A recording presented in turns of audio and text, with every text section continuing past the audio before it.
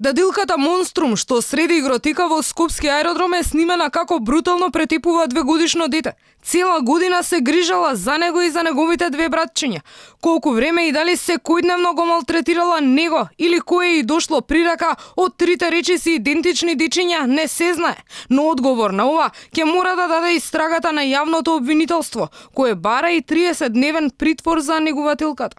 Основното јавно обвинителство Скопје отвори истражна постапка против едно лице за кривично дело, запуштање и малтретирање на дете. Осомничената на 21 ноември во игротека во еден угостителски објект малтретирала 2-годишно дете за кое била ангажирана како негувателка. При тоа таа повеќе пати го удирала детето кое се здобило со телесни повреди. Надлежниот јавен обвинител до судијата на претходна постапка при Основниот кривичен суд Скопје достави и предлог за определување мерка притвор за осомничената. На фотографиите кои осамнаа на социјалните мрежи се гледаат гребаници и мудринки на лицето на малото малтретирано детенце, но тоа сега е дома и стабилно, но секако травматизирано од тортурата на дадилката, која наместо за 500 евра месечно да му понуди грижа и нега низ игра, решила да му даде шлаканици и сурови удари од земја.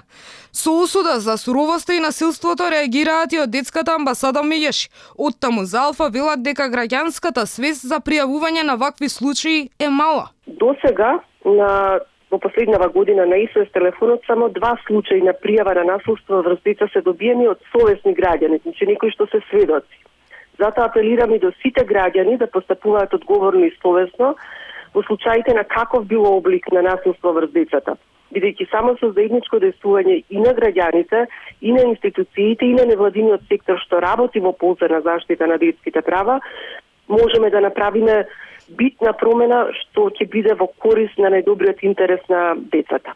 Министерката Царовска пак вели дека родителите треба да внимаваат при изборот на даделки, да бараат лиценца пред да ги ангажираат. Законот постои опција физичко лице да добие лиценца за грижа. Но често родителите одлучуваат лица блиски до нив да бидат негуватели и не избираат да има лиценцирани воспитувачки негувателки во нивните домови или луѓе кои што се грижат за нивните деца. Скандалозниот случај со дадилката која типаше дете ја згрози јавност. Случајот се обелодени вчера благодарение на споделен видеозапис од игротека во Скопски аеродром, ама и пријава од собственикот.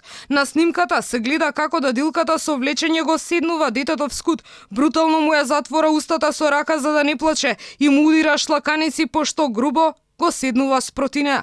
Тука видеото се прекинува, иако на целата снимка која е во полиција се гледало како дадилката го фрла малото дете од столче на столче и буквално го треска од земја.